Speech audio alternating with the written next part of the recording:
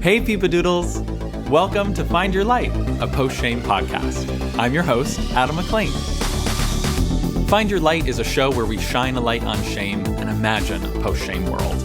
In Act 1, we'll meet a post-shame warrior, someone who I think is up to something special and has a tool to teach us to help dismantle shame. Then in Act 2, we'll play a little game of armchair quarterback by re-examining someone's public shaming through the lens of post-shame. If they had had access to this tool before their downfall, do we think they could have come out a better leader and helped others dealing with something similar? We'll see. And now, on with the show. Peepadoodles, Peepadoodles, Peepadoodles! Welcome to Season 2 of Find Your Light. I am thrilled for this season, which focuses on people working to destigmatize topics related to sex, the body, sexuality, body parts, medical issues, and we will even explore sacred intimacy and sacred prostitution.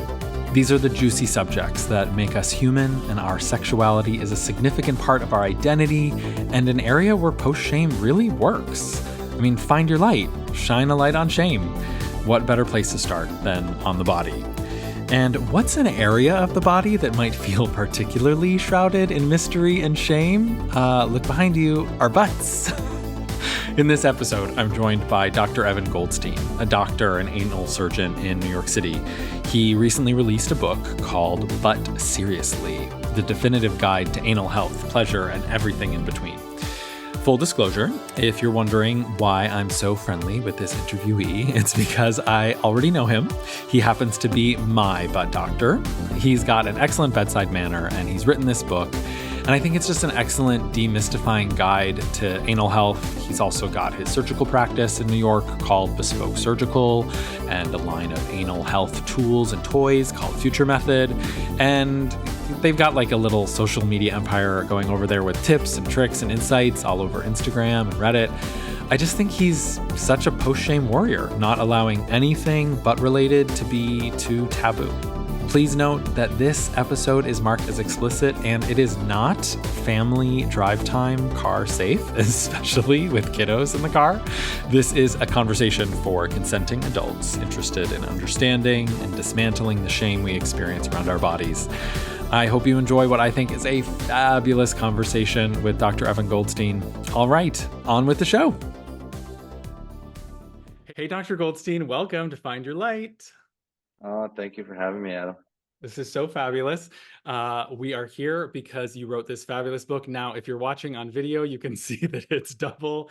It's all over here. But seriously, the definitive guide to anal health, pleasure, and everything in between. By the way, start with the cover. Whose butt is this? Is this the statue of David's butt? Or did you have your own butt cast and then this is my secretly... It's totally mine. No. Mine doesn't look that good. It's a little bit too flat for that. But no, it's a statue. But do we know which statue? Like, do we have to visit it? I think it was, I think if you kind of open up the back cover is also more of a female kind of component to it too. So I think it was just kind of architecturally to talk about everyone has an ass and how does everybody feel represented. It doesn't have to be a gay ass. Oh, okay. I mean, the book is fairly inclusive, which I was expecting like a really, really gay journey. So maybe we can start there with the fact that I think like it's really, really, really inclusive. Have you always been seeing all sorts of different clients, or has your client base always been gay men? I'd say 80%, 90% are definitely gay men, and it has always been true to that. I think you could see just from how the world is evolving, especially in sexual discussions, you could see that it's much more fluid, it's much more hetero, though clearly we still have so much more to do in that space. But I think, just like anything, when you see that everyone learns from gays how to decorate, how to dress, their hairstyle, they're also learning how to engage anal. Oh my God. I didn't realize gay culture extended all the way to like anal health. That like totally. we're always leading the way. We're always leading the way. This is the only way the gays are leading the lesbians, because lesbians are actually in charge and like making sure everything happens. But like gay men are really on top of the butt stuff. Yeah, literally on top of the butt stuff. But with that being said, though, I think that what we're trying to show and work is the destigmatizing, the taboos, pushing the narrative. You don't need to be so gay, so homo, so this. Clearly, you can be, and everyone, we say all comers are welcome. But at the end of the Mm. day, an anal orifice, there's lots of pleasure that can be sought from that region. And how do you kind of put it into your sex game? Whatever, whomever, however, and all of that. Wow. Um, Speaking of the narrative that you're trying to get out there with, I mean, this book, you have Bespoke Surgical, you're very active on all social media platforms. You started sharing parts of your personal story. I mean, I've been following like the blog posts from like the very, very, very early days, but this book really like, it's like a tiny, tiny bit of memoir and then like this like, you know, journey through really how to take care of your butt health. How do you feel like kind of coming out? It's very post shame that you're including your own journey with anal health and sharing why you became, you know, an anal surgeon. Yeah, I mean, I think it was just natural that the reason why I think I also went into this field was simply because of the things that I had suffered through not great access to care. I was also, closeted at the time, didn't really know how to navigate the system. And then also to learn that like, oh, you can't just take it up the ass and like, oh, you can tear and have these restrictions and things that all of us, and that was the impetus of so much of my world. And I think that, you know, the book was the right time because I didn't want it only to be client narratives. We didn't want it to only be Mm, gay men. We wanted it to be all and everybody, including me, to say, hey, look, these are issues that people are having. And when it alters your desire sexually, even just your routine defecation in your normal life, it fucks with so many components. And that was really where I felt like it would hit really home if people understood the issues I had, and also some of the current limitations in terms of me not able to take huge penis. yeah, I mean, hearing that you started in cardiology and I, you know, I actually, this is the first time I found out that you, I mean, were you married to a woman or you were just with Yeah, I a was woman? married to a woman. We I met love this. I during, love when the stakes are this high. When the journey is literally like, I'm in my residency, I'm becoming a cardiologist, I'm married to a woman, and now it's like, hold on, if your earlier self could see your current self. yeah, totally. And it's exactly that, I mean, I think you're in this train, you're on this train, especially this homophobic train, Mm, surgery, access, all of this. This is, 2000, from 98 to 2006 was my training. And you can mhm. imagine now how many advances we've made in so much of these discussions, but back then. And so you go on this train of training, surgery, cardiac surgery, all of this, because you're hiding from who you are. And it's not to say that I can't go back and forth, because even still, like I actually love the person, and but yet penis, if I look down the street, I only see the guys, right? Yeah. Dick does it for me, right? So with that being We would said, call but that in phallocentric. yes, totally. But the thing is that when everything in your mind is no, no, no, and you're in a system that says no, no, no, and you are brought up in an environment that's no, no, no, you're like, constantly battling until it actually culminated into outing myself without actually my permission. But it was for the better, because now I'm like totally out, totally comfortable with who I am, and trying to say, how do I just give what went through with me, not only anally, but mentally and psychosocially, so that other people can have access to the what should be a positive approach into the space. Do you feel like that closeted time and that experience is actually what led to your anal issues? Like, do you actually associate them directly to like internal personal stress? I think it was a combination of everything. In college and in med school, we eat like shit. We don't do the right things. Why is And that? Why do doctors eat like shit and then smoke cigarettes? I don't yeah, yeah. understand how this is Well, possible. it's just like caffeine and then eating poorly and life. And so I think just in that, it caused my issue. Just so people that are listening, I wound up getting a fissure very early on in kind of college into medical school, and if there's a cut, the cut didn't heal correctly and it limits you sexually. And then you go to like a heteronormative guy that doesn't know anything about sexual world, and then they do their procedures that are not overtly the greatest procedures, and then it can limit you further. And again, I wound up developing an abscess after years later, had to go for surgery. Finally, it was in a good space where I can start to train myself with Botox and dilating to the point where I can engage in anal play comfortably. Not where I would love it to be, but enough where I'm like in a good space. But Good. again, it's more about and using this book and what we're doing at Bespoke and Future Method to say, how do we prevent this, right? How do we educate the masses, especially the younger guys coming up and people that are trying to engage in anal to do it safely? They have access to this type of care and it's all destigmatized. Anal play is so fun. How do we do it correctly? Yes, as a particularly gay podcast, the subtitle of this episode might be "Anal Play is Fun." So you're kind of describing yourself and your journey as like a very common story of the patients you see. I didn't realize in the reading the book that so many of your patients come to you in despair.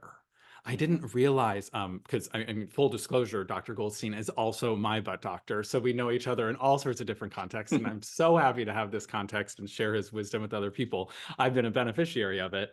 But these people come to you really like, oh my God, you're like the last stop. You're like, they're Oh, it's so terrible. desperate when they get to you.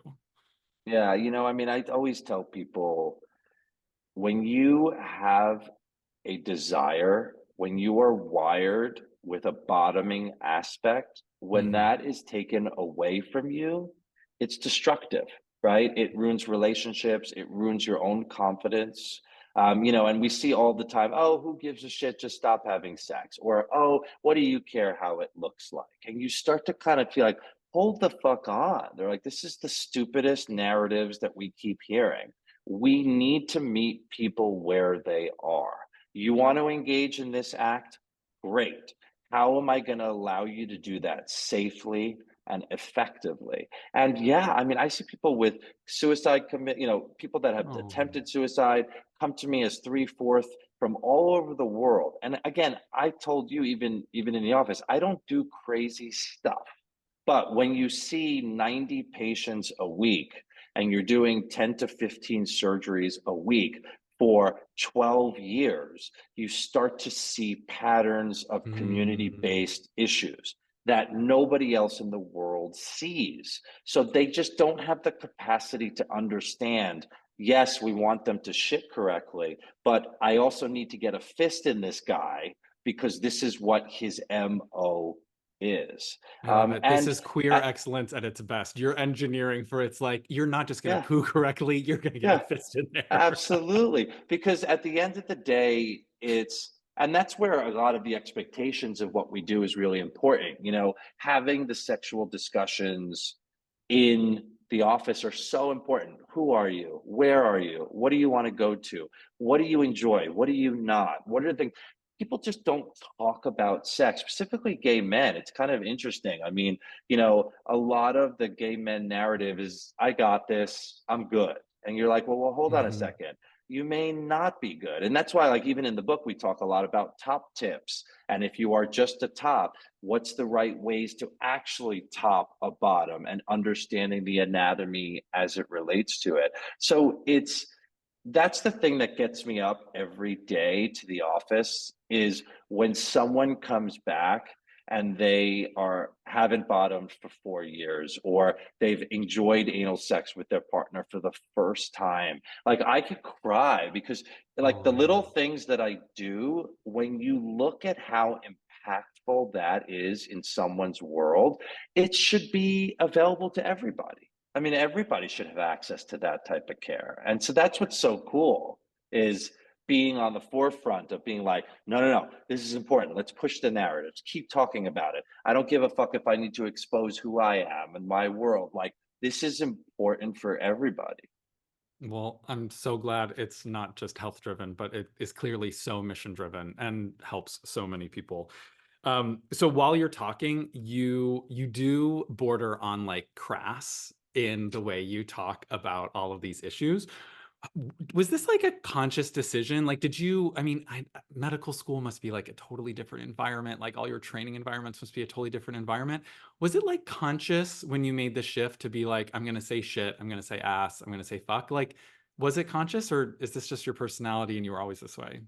A lot of it is my personality. I just like the word fuck. I think that We'll have a little when E for explicit next to this episode. Don't listen to it in the car with kids. Sorry, I'm a little late with that warning. there are definitely people that they don't want that and they want, this and that. I'm thankfully at the point in my career in my life where I couldn't give a shit. Like this is who I am. This is what I represent. This is what I can do and help. I also find that like with this subject matter, it can't be this sterile world. It can't be this non-inviting. It can't be like, hey, I can't be on your level. I never liked that. Like any of my own physicians are my friends. Like I can literally text and call and give them, because at the end of the day, it's all that similarity that I look for. And it may not be for everybody, but at Mhm. the end of the day, I think that we're all trying to have I'm trying to live the best possible life in a positive way. And my true self of saying fuck and shit and anal and all this stuff, it clearly is working because Yeah. people, it resonates with just like bringing down the shame even before you enter the office, even before you make an appointment. Think about everybody just going to Google. I broke my ass. I'm bleeding on this. What Mm. we're trying to do, because nobody talks to their doctors. The doctors don't talk to you about anal issues or sexual issues. And it becomes this very privatized kind of, oh, this is a taboo badness. And I'm always like, okay. And that's how I read people in the office. If someone's coming in with their head down, I'll lead the discussion, right? And I'll start with easy stuff, Mm. not sexual stuff, and then work my way in. Or if someone comes in total flaming and they're like, okay, I just took the biggest dick of my life and it tore. Again, you learn to adapt, but it's fun to I be would love to real. learn that you have patients that come in for like a victory lap when they're like, hey, doc, I got to show you a photo. I need you Oh, to I get see that. what did this Totally. damage. Oh my God. That's so Totally. funny. Well, I am impressed. You kind of do in the book you kind of create this safe space. It's a real how-to book. And while I was reading it, I thought, as a gay man who I thought I had this with all my buddies, I thought we all talked about this subject matter, but I thought about women going to the OBGYN and having a place to really talk about all these intimate parts and what's going to happen. And I've never been to an OBGYN, but I imagine that it's like an open place for those conversations. And I feel like this book is like, in some ways creating a safe space for folks to like have these conversations. I don't know what other doctor you have these conversations at. Yeah, I did a study really early on that's even in the book of like showing that 92% of even gay physicians don't talk to their gay clients about gay sex. And you Wait, say, 92%? That's yeah, all. yeah, That's that's like all of them. it's crazy. So then you start to say, and that was really the impetus. And when you talk about the crass and you talk about the popular press and you talk about that was the impetus years ago of why I got to this point of publishing the book. Because if people aren't talking about sex, how am I going to get people into the office? Right? People don't know I exist. So the issue was, all right, Instagram and blogging and Medium posts and writing. And I remember like even back then, like people didn't want to talk about anal sex, let alone gay sex. So Mm. you said, so I remember one of my straight allies was like, Evan, fuck it. This is like the age of Medium and blog posts. Just start writing. And I did. And we wrote once a week for years on all of these issues: tears, how terrible wet wipes are, how do you understand your anatomy, all of these things. And then you start to see that the popular press is like, now the press needs so much content because they're so much inundated with everybody that you start to see them covering a lot more as it relates to anal issues, gay issues, and it started to at least have more of the conversation. But I mean, you're so right. I mean, it's there's still so much more to go as it relates to allowing all of these taboos and stigmas, even our own internalized homophobic approach to that. And especially in the book, that's a lot of what we're doing. Yes, it's the how to, but I even talk about like anal pap smears. I love anal pap smears. I don't think the results are really that important, but it means that you actually need to look at the ass. Your practitioner needs to.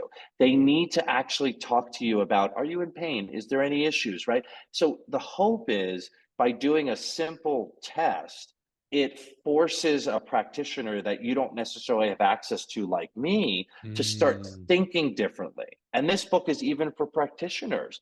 Think outside the box of just saying to somebody, oh, I don't do that, or oh, why do you care how it looks, or oh, whatever, just don't have sex. To say, I may not know the answers, there's a book that's there, or this is the right person to go to, instead of these people now living their lives not fulfilled because they don't have access or they know that it exists. I love this idea of the anal pap smear as like a revolutionary act. Like now I'm going to be to all my friends and be like, you have to march in the marches, you have to vote, and you have to get an anal pap smear because these are Totally. revolutionary acts that are necessary. So stay on sex ed for a minute. You work with an organization. How do you pronounce the acronym? SIECUS? How do you? Yep. So Okay. Seekus, yep. So, Sex Ed for Social Change. Um, that sounds like a really radical and exciting organization. Are people like asking for curriculum? Like, is there any high school in America that's brave enough to like integrate this stuff into its sex ed? It seems at this point, like with the internet, porn, Reddit, like these are the places people learn about sex. Like, why not have a thoughtful sex ed that includes anal sex as well? Yeah. You know, I agree with you. I mean, that's why we do a lot of work with Reddit and a lot of these. You know, the problem is everybody's a sex therapist, everybody's a sex educator. We've yet to actually, come up with actual curriculums. That was where the book, Mm. but seriously for me, was like the first step of saying, okay, this is something that should be standardized. And look, it can be deviated and, everybody has different ways to approach it, but the concepts are scientific and still applicable to everything. So I think that you're right. Probably in our lifetime, my lifetime, I know you're a lot younger than me, but with that being said, It's the Botox I in don't, my ass that's making me look it's making me I look don't, younger. I don't know if we're going to get it into high schools, right? You're right. I think that would be the ideal, is to be able to access that. But I think when you look at CCUS and what we're doing, it's first looking at governmental policies. It's really making sure that like we create a standard and we allow people. Look, it's super divisive. I get it. I understand, especially as having kids. It's very interesting, especially my kids are 12, 13. They're in sex ed. They don't talk about anal sex. They don't talk about gay sex. Sebastian came home to me and said, oh, I was told that when I see a woman or a girl, I get erections because of that. And I said, hold on a second. Let's take a step back. I don't get erections from girls. Well, some girls. They're like, well, what girls? And we start talking about, and then you start to say, okay, like I get from guys. And then you say, or you can get from many different things. It doesn't need to be even anyone on the spectrum of identifying. So you start to say, like, holy shit, it really is the parent and the Mm. parent that needs to really be educated to help navigate, because you want your kid to say, hey, I'm starting to jerk off, how do I make sure I'm doing things correctly, or like all of these things. And that's where also in the book where it's like gay men check, post pregnancy check, parents check, tops, practitioners. It was all about that, which is to kind of really hit the mark, because they may not talk about gay or anal sex on, Channel 4 with Hoda and all these other people, I but they want may. Hoda to read this book out I loud. would Can you tell love me that it. you do a I second version of know. the I'm audiobook with trying to. Hoda as I the know. narrator? I'm trying to get on that. But maybe they'll talk about, hey, my son or daughter isn't getting the sexual education, or how do I teach someone the right way to poop and wipe and live effectively from a hygiene perspective, things like that. But overall, it's the goal again, which is just having these discussions. Got it. Well, there are some obstacles in the way, but a book like this really, kind of provides an opportunity and a primer for people. So I hope people get it. But you do post a lot on social. And I have seen a trend. I mean, it's been there for a while, but you guys are really bringing more attention to it, especially on your Instagram feed, that a lot of posts are getting taken down. Where are you at in your, like, do you feel like the social media companies are an ally? Are they a foe? Like, how are you interacting with the fact that so much queer content gets shadow banned, erased, deleted, and they're just not helpful? These companies aren't helpful. Where are you at with all that? Yeah, I'm not a negative guy. Someone may people on my team may refute that, but I'm always someone that's like looking towards change, right? Moving it in the right direction. So yes, we get a lot of censorship, as many companies do, whether it's my surgical practice, whether it's Future Method, the brand, any of that stuff. And when you look at women's tits are allowed, but men's nipples aren't allowed, and you start navigating that.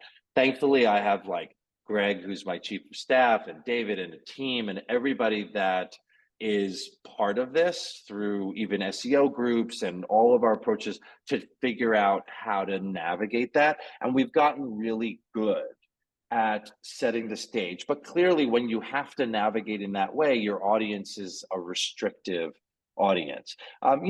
We are a huge country, a huge world that with so many religious, so many different upbringings, so many cultural challenges. I get it. I'm not somebody, it's like when someone's like, oh, boycott this. I'm like, no, you need to actually be at the table. You need to be sitting there. You need to be having these discussions. You don't need to put dick in your ass while you're sitting at a boardroom that's anti-gay, even though I'd love to have a butt plug in while I'm achieving that. But Who knows? We both might have butt plugs in during this conversation, that's again, right. as a radical act. You don't know That's my right. life. And you wouldn't know. And even the straight president who loves anal, he may have a butt plug in his ass. We don't Oh, know. this is the But future liberals want. that's right. But I think that I should say, but seriously, this is what I think. I think that the world is shifting and we are on a really good trajectory, and people like you and what we're doing and the brands are starting to normalize, and we're going to start to see constant evolution in that. And look, all the naysayers, all the haters, all the negative, they're the first ones to be taking it up the ass. They're the first ones to be on. I remember when they were talking about politically, like the whole trans issue. Well, if you look at the number two searched term for Pornhub, it's trans sex. So you start to say, like, what is this? It's like the typical, antithesis of reality, Well, and it's that's what such Find Your bullshit. Light. That's what Find Your Light really Yeah. is. It's that we are here to shine a light on shame, point out the double standards that the internet makes super vivid. And thank you so much for bringing up porn search terms, because exactly that. Porn search terms are a window into so many people's psyches. So why don't we just address all those things that are being searched on porn? If there was a presidential like commission on sex ed in the country, I hope we both are on this panel, okay? Because A it hundred would just be so percent. I'm gorgeous. there. I'm there. Okay, so just a few more questions that are Yeah. extremely practical. Reading the book, I feel like your holy trinity of things is Botox, fiber, water. If that was the only takeaway for someone, would you agree? Or is there like something else that you're like, hold on, you got to make it, four? What do you think? Well, I think it just depends on what you're talking about. Like, are you talking about full-fledged anal? And in that capacity, or is it just like someone that's getting into the anal space and kind of learning how to navigate that? I think my holy grail is always more of anal dilators and understanding your Mm. own anatomy. Yeah, fiber and douching and pre and probiotics and all that plays into it. But I think that, like, I break sex up into three components. How do you prepare for sex? How do you actually have sex? And then what's the aftercare? And the prepare to me is obviously the golden, the entire holy grail to that, which is again, like I always tell, let's just say I'm the first person, I've never had anal sex before. A kid's in my office, he's 22, and he's like, I want to engage anally. What do I do? First off, it's self exploration, it's self play, and it's using toys on your own to figure out your own anal anatomy. We speak a lot of muscle and skin. The ass is not complicated. It's three muscles that need to learn how to function together, and it's skin that needs to learn how to accommodate and take the pressures of sex. So I think of all the book, of all the things, when people go from nothing to something big, we see injury. If you Mm. go incrementally, slowly, and work it, and it's very similar to going to the gym. The guy's not going to put 400 pounds on the barbell, right? You start slow and you slowly start to understand. Through the practice of Bespoke, we know that there are three types of bottoms. A third of people have an ass that is perfect for bottoming, and it's gay, straight, whatever, meaning their muscles are able to fully open, their skin is able to accommodate. That's a third. Two-thirds of us can't. Either half of the two-thirds are able to get to where they need to be with better guidance, but seriously dilating, understanding their anatomy. And the other half needs some intervention, whether it's anal Botox, whether it's surgery for corrections of certain things that limit sexually, right? And so a lot of what we do in the book is the first part is how do you understand what type of ass you actually have? And especially if you don't have access, you and I are spoiled because we're in New York and there's a gay mafia and there's an access to this type of care. But so many people in the world don't have any access to that. So how do you do it on your own so that you understand what type of anal structure you have? And then if you are blessed or in that category of learning, now the book is able to allow you to get into a good space. And then once you finish that dilation, I'm ready for sex, you can definitely get into, all right, how are my shits? Do I need more fiber? How am I douching? Am I over douching? Am I doing too much? Am I using a right solution? Because we know douching limits and changes the microbiome, higher risk of STDs. What's my aftercare? So a lot of that is part of all of what we said. So yes, what you made mention of fiber and Botox and water makes complete sense. But for me, I think it's a lot more of like the preparation side and you understanding your own anatomy before you allow others to receive or reap the benefits of your whole. I love that. That's also the subtitle of the episode. This is just a way for me to put my whole on blast, reap the benefits of my whole. And also don't mention the gay mafia too often. We don't want people to really learn Yes, about okay. the Okay. existence and the secret handshake and Yes, totally. that we're all in the same group chat on WhatsApp. Okay, so what are your views on Doxy Pep? I have many healthcare practitioners. I talk to all of them about it. It's a fairly, I mean, maybe it's not new, but the way it's, in the zeitgeist is changing. Doxy-Pep is post-exposure prophylaxis, and I'm just curious what your views are on that. Yeah, so I've been doing DoxyPep for like 10 years See what I now. mean? It's not new to you. It's not. But I think a couple of things. First of all, DoxyPep for me works really, really well. It used to be we would two or more STDs in a year, and that individual would be on it. Or Oh, more okay. sex parties, more of like I go to the white party and I see that same person with an STD every single time. And I'm like, all right, what's the best way? But when you start doing that, you start to realize that there's such an important, impactful change by someone taking ownership of doing that. Because if, let's say, you and I had sex last night and you and I were, let's say, positive for chlamydia, and then I kept going from person to person to person, now you can understand every person potentially now needs to go on either a shot or now a week to 21 days of an antibiotic. You could start to see how much antibiotic usage is happening versus just a one-time dose of a 200 milligram approach. Now, just so people are listening, it's within 72 hours of your high risk hookup. I usually tell people 24 to 48 hours, as most are people doing. It's a one-time dose. Take it with a little bit of food because Doxy can upset the stomach. And especially in the summertime, remember Doxy fucks with the photosensitivity. So if you're on long term, don't Oh, be out in Fire right. Island or what. So just be careful. People say, like, should I take it if I have sex Friday night? That's risky. Should I take it Saturday? And what if I have sex Saturday night? Do I take it Sunday?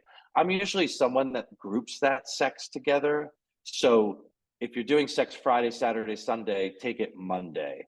Don't do it all the time. I usually tell people to do it like once a week if they're having that much sex. But reduction of chlamydia and syphilis by almost 70, 80%, reduction in gonorrhea by 40, 50%. It works. We see it right now. I mean, it's such a game changer for the space, specifically because even though people are on PrEP, a lot of people don't get tested correctly. A lot of these companies that are doing the mail order stuff, so many times they are not doing the right testing or it's self swabbing. And then they come to me with a rip roaring chlamydia. And yet they're like, oh, yeah, I had a negative test and I keep getting all these things because people aren't doing all the right things to spearhead it. So that's where DoxyPep, I think, is a huge game changer for us. Right. Well, while we wrap up Act One of the podcast, I just want to point out that there's also a shout out in the book to a lot of great butt moments in popular culture. And my favorite one is the Broad City episode where Abby pegs Hot Jeremy, her neighbor. And then, did you see the follow-up element to that? That when Abby meets Hillary Clinton, she just looks at her and says, "I pegged." Like she just blurts it out. So I like to think that those shots were like absolutely sequential and Hillary was in the room. And like did someone have to explain to Hillary what that line meant?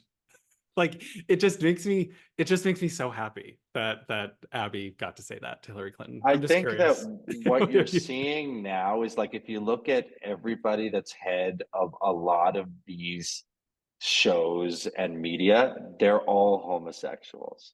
And they would love to push the narrative even further, but they're still conservative, even though you're seeing many more of this, like, because they're all friends of mine, they're all pushing it and they're all diligently continuing to move it for good or for bad. Obviously, some people are shaming that, but I think you're seeing so much more in that in such a good way that just starts to normalize. And I say, stop thinking of it as the asshole. Just start thinking of it as another aspect of pleasure. And if you start to think of a pleasure zone, whether you're using nipple, whether you're using ears, whether you're using your mouth, whether you're using dick, whatever that is, the orifice is there for the taking. And there's so much pleasure in that. Forget all the other societal, heteronormative, homophobic bullshit. I couldn't agree more. We are going to take a quick break and come back for Act Two of Find Your Light. If you need a drink of water, you can grab a drink of water right I now. am You've been so talking good. so Yeah, much. I know. I'm sorry. I keep No, you're doing just such a blurting good it out. job. You're built for this. I'm glad all these endless amounts of blog posts in the early days are now kind of Yeah, yeah. It's coming like to bloom. I could be completely not here, but still communicative.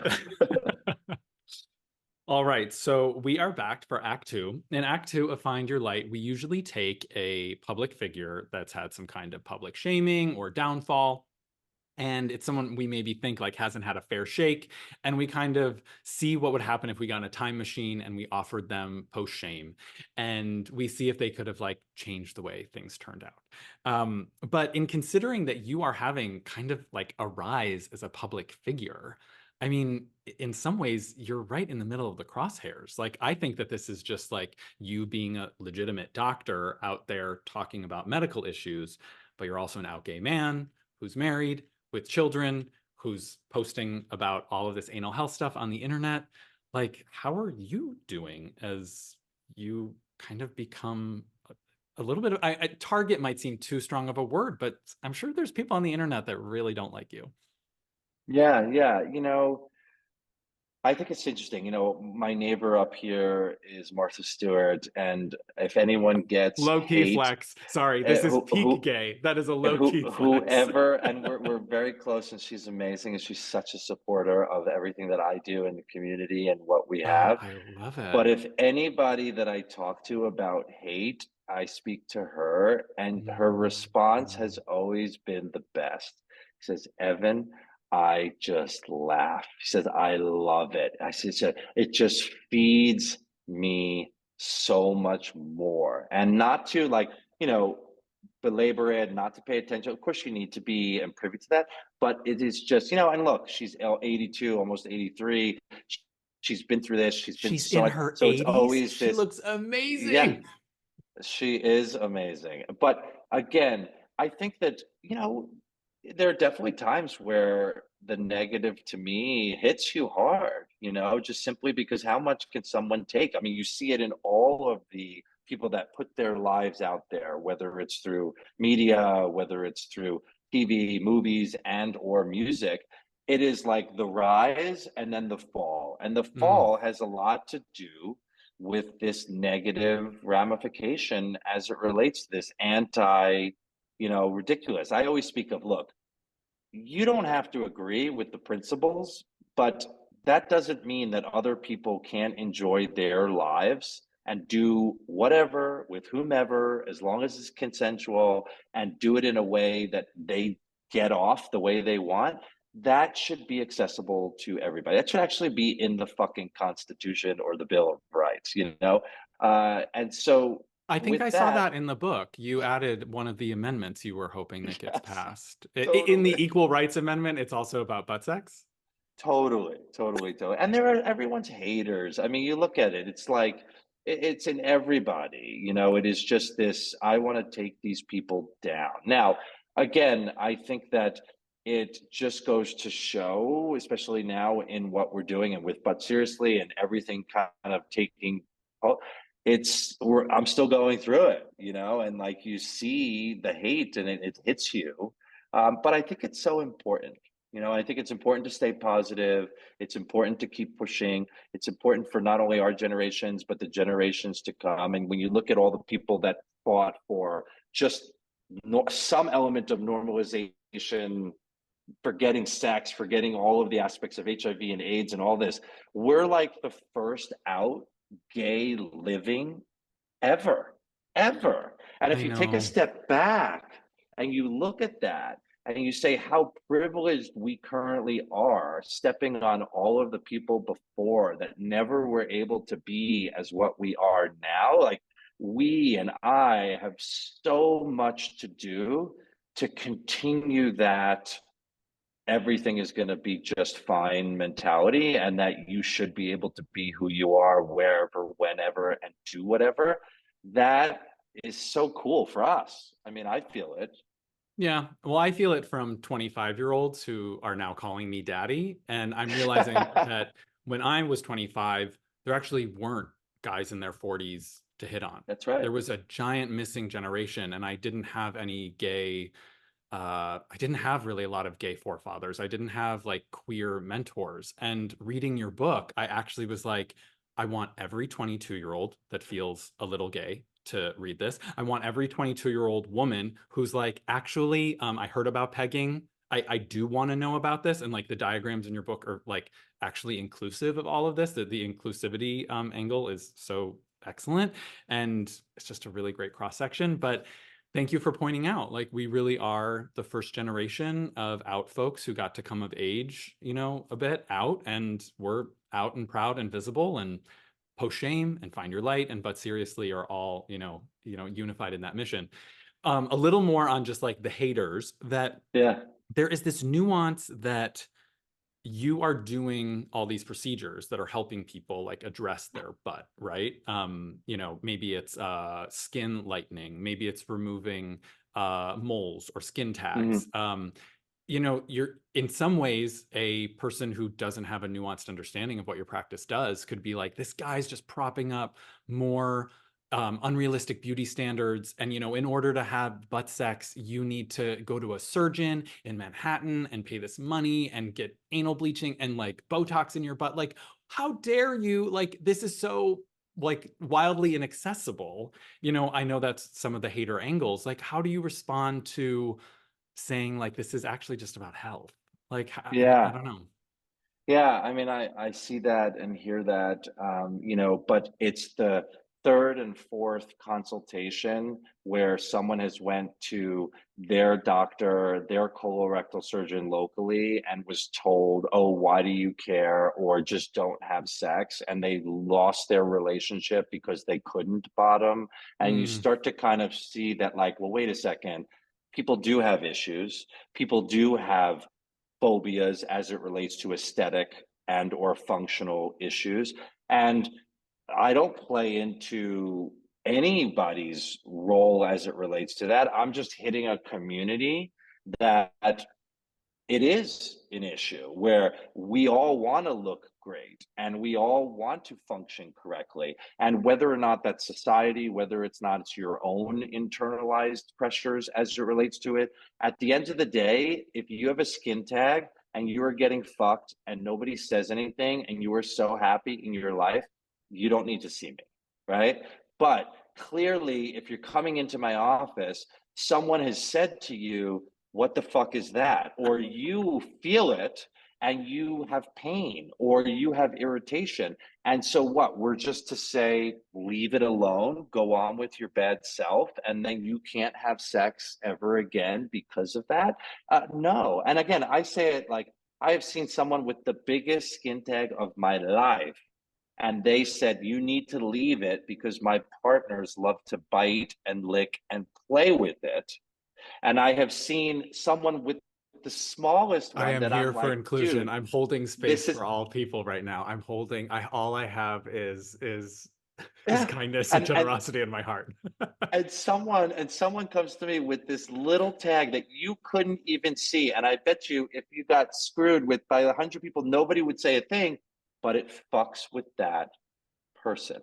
And so at the end of the day, for me, it's just providing access to that care, and people that do care have a space to get that care. Yeah. But I get it. I get it. That's always going to be people of the same thing with the plastic surgical world of you're Oh feeding yeah. into, Yeah. it's like you post and all this stuff. Yeah. It is what it is. Your line in the book is nothing about your body is gross or unsightly unless you decide it is. In which case, you can learn the possible remedies here. I kind of love that as just like a post-shame statement. Like there's nothing wrong unless you decide it is and you want to do something about it, and then I'm here to help. And I think that's Yeah. a really lovely destigmatizing statement. One last thing in the Act Two vibe is, what do you think? Because post shame is like, it's kind of sex first, it's nudes first. Like post shame was kind of born of like, why are nudes so shameful to be leaked on the internet? So you work, a lot of porn stars come through your doors. They you are butt doctor to the stars. Do you feel like the OnlyFans and more people sharing more of themselves has changed the community? Or are you feeling like actually there's not more people doing it, it's still the same amount of people? I don't know. Like, have you seen like a big change? Do you feel like it's helping destigmatize nudity on the internet or the way people behave online?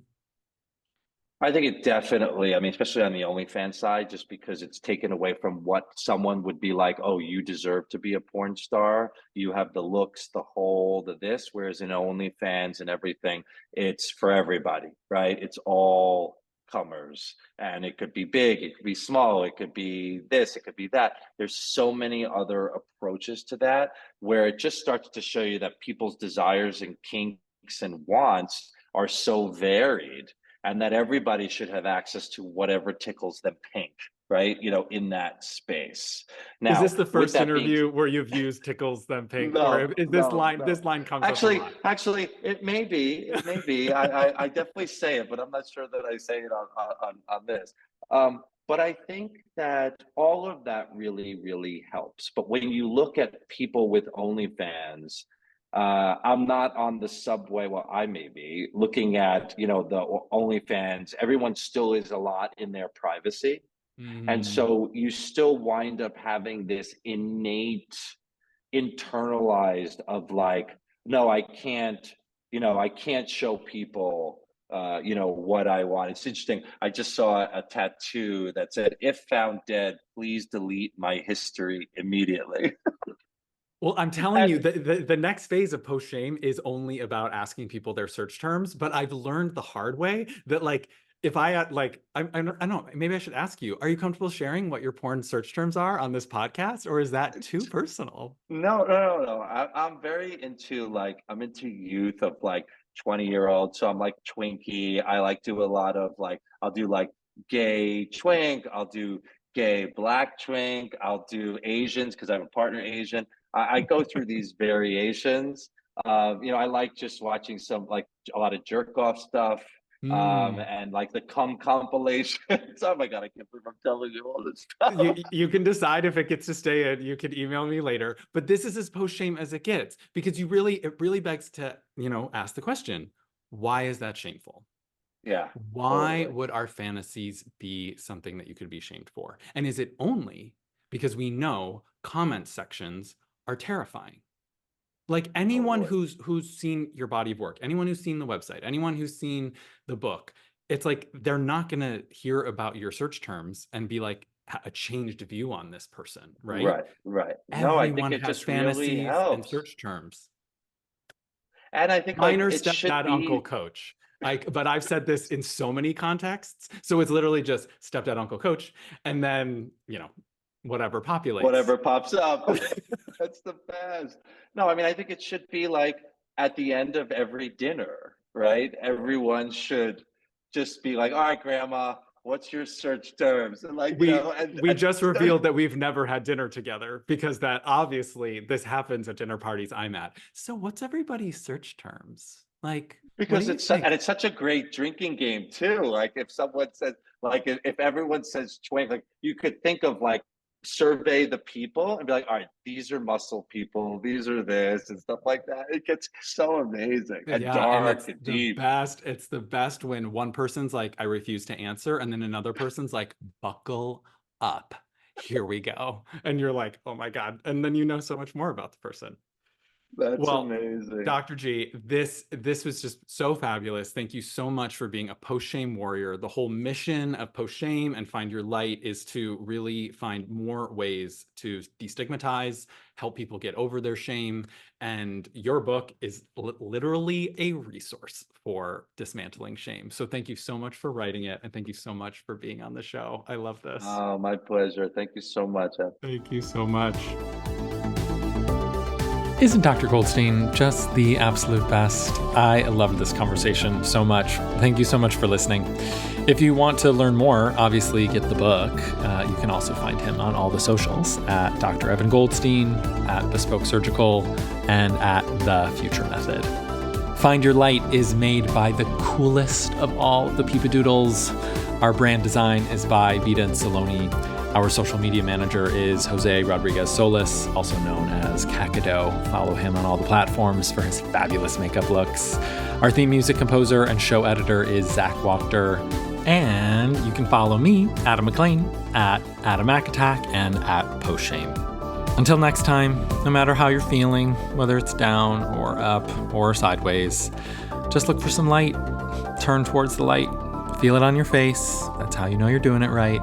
Turn towards the light and find your light. Get it, get it, get it, get it, get it. Love y'all. Bye.